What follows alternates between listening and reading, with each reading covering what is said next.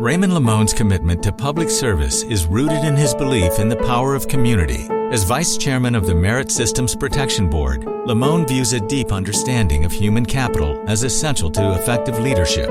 In this episode of Lessons in Leadership, he joins host Shane Canfield, CEO of WAEPA, to share insights from a leadership journey that spans multiple agencies and tackles diverse challenges. Hello, and welcome to the Lessons in Leadership podcast. I'm your host, Shane Canfield, CEO of WAEPA, and today I'm joined by Raymond Limon, Vice Chairman of the Merit Systems Protection Board. Ray, welcome and thank you for joining. Thanks, Shane. Appreciate the opportunity to speak with you. You have been working in the federal sector for a long time. What first drew you to a career in public service, and what inspired you to stay? Well, I think that is a very personal decision when you talk to federal employees and how they were motivated or animated to become part of the federal government and the broader public service environment. I can say that in part, probably started a little early. I'm the oldest of 10 children. And I knew early on that being part of a team was important, and we all had our roles and responsibilities. So my parents, of course, gave us that sense of ethos early on to be part of your community and look after, in my case, my younger brothers and sisters. But for me, that started to transform as I started going to high school and learning more about, in this case, the Peace Corps and John F. Kennedy's call to public service. It really resonated with me, and I knew at that early age I would be interested not only joining the Peace Corps someday, but also being part of effective change. And even though we had no really professionals in my immediate family, I did learn that, of course, being a lawyer and being an advocate on behalf of the government could also help raise your voice and be part of a federal service career. So I really was interested at a very early age to figure out how I could pursue a legal career, but also join the Peace Corps and then ultimately, hopefully, finding a job in the federal government. So that was a long process, and fortunately, I was able to do that with a lot of help through friends and through my community. And after joining the federal government, it really resonated with me that, this is where I want to be. This is where I feel comfortable. And I do share, and we'll talk a little bit more about this later on, but because I've now spent a lot of my career in the HR environment, I could say without any sense of confusion here, that the two most difficult things is one, getting into the federal government, and two, getting out of the federal government. So I'm happy to be part of this federal family. I'm so glad you mentioned John Kennedy's call to federal service, and that was extremely important. I know it affected my own family, my father in the federal government, my uncle, my aunt was an attorney over at Labor for most of her career. All those people went in from that generation, which were definitely inspired by what John F. Kennedy called for us to do. And it's wonderful to hear you say that. Thank you. Yeah, it is important. And I did think, how you mentioned it within the generation. And I am sometimes concerned about future generations and who they look forward to about hearing another call to service. It's something that's been always on my mind, being an HR executive over a number of years and how to recruit and fight for the best talent out there. But I do think sometimes generationally, it was easier for people in my generation to hear that call and run with it. And so that's why it's so important for all federal employees to, I believe, to take their oaths of office seriously and be part of that progress, of that continuum of being the best that you can, so others can also benefit from that, lean into it, and aspire to be like them. Ray, leading in human capital means you're dealing with things which directly impact federal employees. How has knowing that changed the way you work, and what have you prioritized through your career?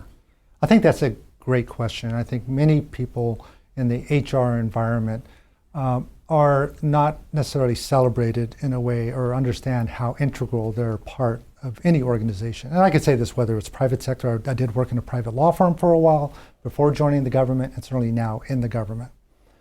And you hear people often say, mission first, people always.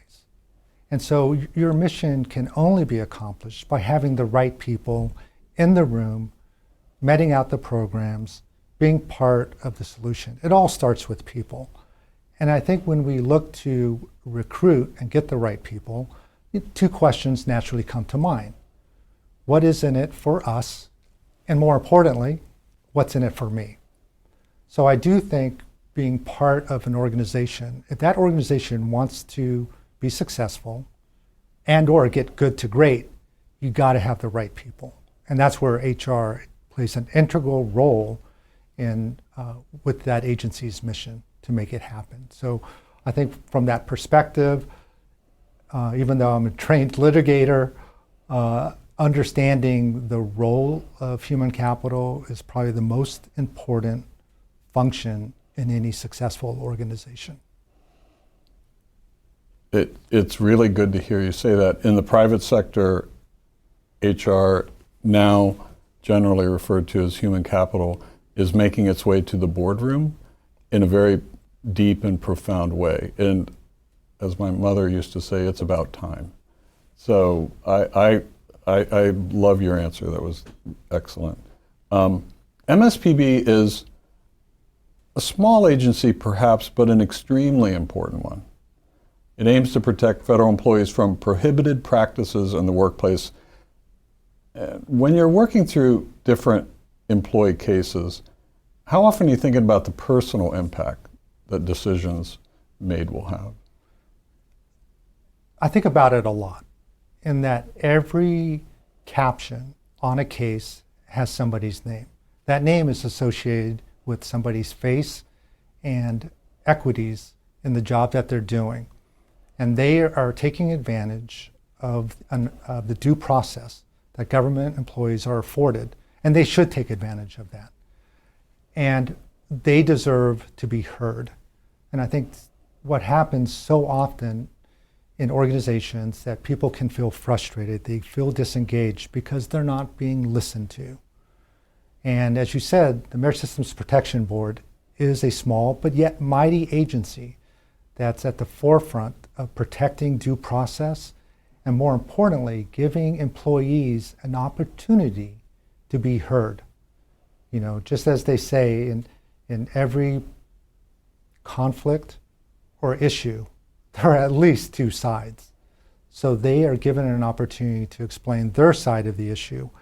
And people who are following the issues that faced the Merit Systems Protection Board even prior to my arrival in March 2022, there was a 5-year, or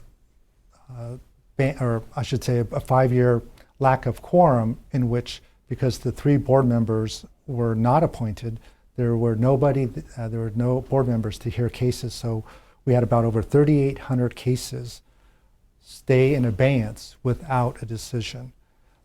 Now, granted, administrative law or administrative judges were hearing cases, but if those cases wanted to be heard on appeal, they basically sat in a box for 5 years. So when I was appointed, along with my fellow board members, it was tantamount for us to have those voices be heard, to make sure that they get their due process. And so now, after 2.5 years, we've made tremendous progress in minimizing the inherited inventory that we received. But of course, we're still receiving cases currently. So we're very busy at the board. We have the best federal attorneys, employment attorneys within the government working at the board. So I just feel honored and privileged to be there now. But I certainly do want to make sure that every person gets heard. That is a tremendous answer to that question. And what an honor, a privilege, a responsibility that you all have in your mission. It's really wonderful to hear. how have your prior roles at OPM, Interior, State Department influenced the way you lead now in your current position?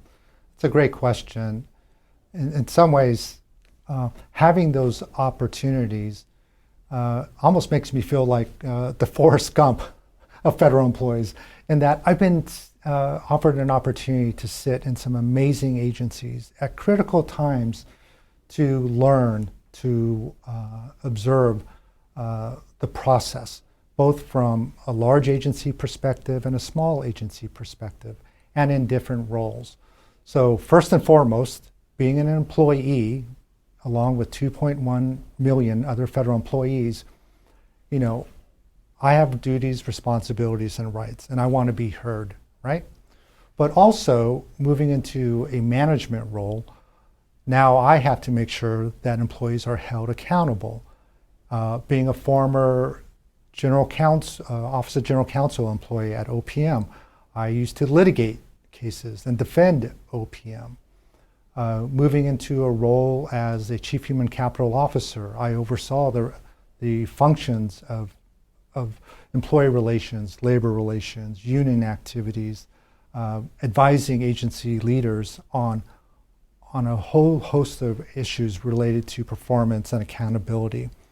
And so now in my role, I have this unique lens in which I can maybe observe and read the cases and the appeals and kind of get a sense of where things fell off the track, where perhaps the first line supervisor did not seek out HR guidance earlier enough, or perhaps the agency attorney didn't do a sufficient job in providing feedback to the HR team. And then working in both large agencies and small agencies, I can tell you the issues are really the same. The only difference is scale and scalability in working in these larger organizations and dealing with many stakeholders.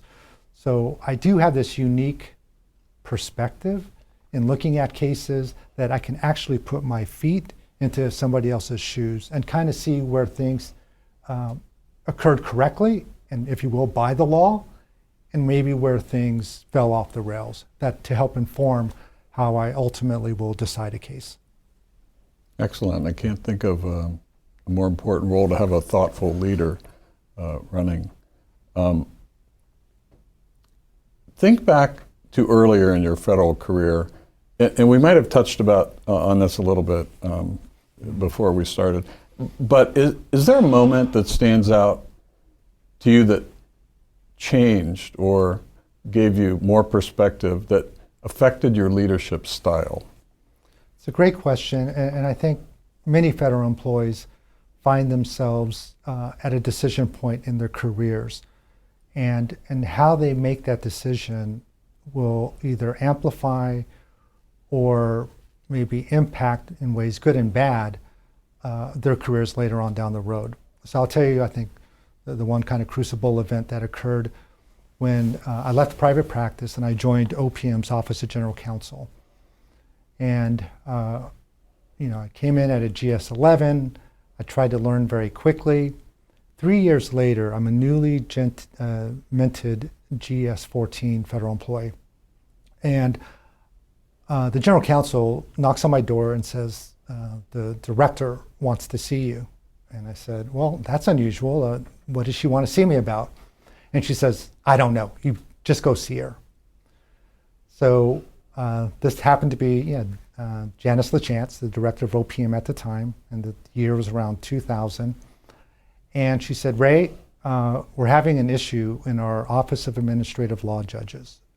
I need you to go in and run it for me. And I've been a practicing attorney. I would represent management. I wasn't asked to be a manager.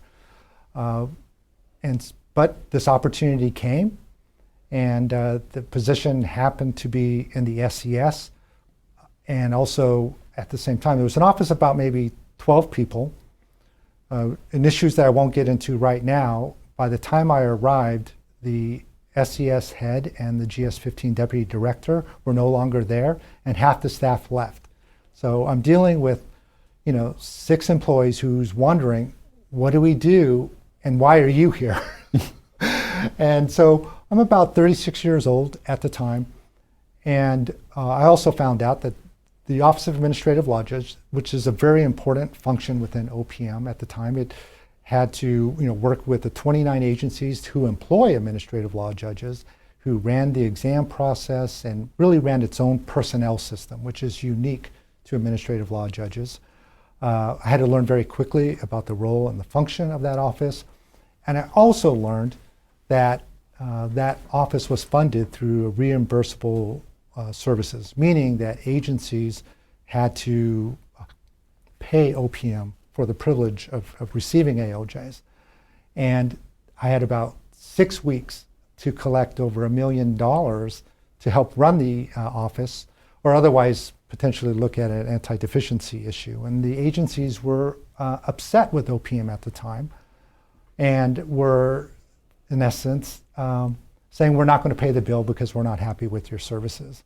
So imagine you're moving from a newly minted GS-14 job into a role in which the two top executives have left, and I had to meet with every single agency head to implore them that it's important to pay your bill, and we're going to do right by you, and we're going to fix what you believe that needs to be fixed. I'm here to help you do it. And I think had a similar scenario came to me later in my career, I probably would have said no and maybe hell no. I'm not putting myself in that position. But I do think the exuberance of youth at the time and an idea to be challenged felt to me that this was the right opportunity for me to step in and do this. It may not have necessarily put me immediately into the role of an SCSer, which I also had interest in becoming. But more importantly, it gave me access. It allowed me to go meet with agency leaders. It allowed me to go meet with general counsels from other agencies. And that type of experience, that type of currency, if you will, is invaluable. Well, you must have learned persuasiveness early on too, because you've obviously been successful. So that's a useful skill as well. This is a fun question. Who is one person? It can be somebody you've known personally, somebody well-known, that's impacted your leadership and your leadership style. Well, one person is hard to pick because there have been many, many people in my career who have pointed me in the right direction and in many ways reminded me sometimes you need to slow down to speed up. I will give you two. Not necessarily super famous, but kind of famous in my eyes. Shortly after the example when I was talking about the Office of Administrative Law Judges, a new administration had come in and a major reorganization took place within OPM. And that Office of Administrative Law Judges was disbanded and split up, along with 40 other offices within OPM were disbanded and kind of moved to 3 different divisions. And because I was a well-known player within OPM, I was asked to help stand up one of the new divisions. And it seemed to be quite a lot. A lot of people were looking at me. They were saying, well, why are we doing this? Congress didn't ask us to change. Ray, what are we going to do about this? And I remember there's this one lady, Ann Ludwig, and I think she's retired, but if she's hearing this, I give you a lot of credit. And she reminded me that, Ray, in time of turmoil, you need to practice equanimity. Then, that's a 25-cent word. Let me go, lean in on that and kind of figure out what does that word actually mean. And basically, equanimity means grace under pressure. And that is when things are going well, leaders have an opportunity to kind of keep the wheels on the bus, if you will. It's truly remarkable. It's actually when things go wrong, when things are heightened, when things are unknown and people are overly concerned about what's going to happen to them. They want to see a leader who shows grace under pressure. They want to not see somebody run around with their hair on fire, bouncing into walls, and sometimes also saying that you're right, this place is a mess. No, they want to lean in and feel comfortable that that leader's been in that environment before. They've been in that foxhole. They know what trouble looks like, and they got through it. And so that was a very pivotal point in my career when Ann shared that reminder to me, be graceful under pressure. And then some years later, after I had a wonderful opportunity to kind of marry my interest, on international development and being in the Peace Corps, to become the Deputy Chico at the State Department. And I was on the civil service side, not the Foreign Service side. And the Foreign Service side is very powerful within the State Department. And I was asked by the then Director General, Linda Thomas Greenfield, who hired me to take part of, be part of the State Department, is to kind of help find ways to bring and bridge issues between the civil service and the Foreign Service. And I really appreciated her leadership. And not only did she exhibit grace under pressure, she also taught me something that's almost just as, and maybe more valuable, and that leaders can be relatable. She's basically a nice person. And not only, was she the Director General, she later on received the appointment to be the Assistant Secretary for African Affairs. And today she sits as our UN ambassador up in New York. And she's very relatable. And so that kind of, and maybe in my generation, I was told, nice guys finish last. And she busted that for me. Actually, you could both be a leader and a nice person. And so both Ann Ludwig and Linda Thomas Greenfield were very important in kind of helping me in my leadership journey. Wonderful. Ray, thank you very much for your time today, for sharing your stories and your experiences. It's been really great, and I'm sure everyone out there is going to feel the same when they hear this. And thank you, Shane, for giving a platform to talk about the federal employees and the incredible work that they do every day. Thank you. Well, thank you all for tuning in. This is Shane Canfield, CEO of WAEPA, reminding you to empower your team and embrace challenges. And until next time in Lessons in Leadership. Find the full podcast and future episodes of Lessons in Leadership on the Federal News Network app and anywhere you enjoy your podcasts.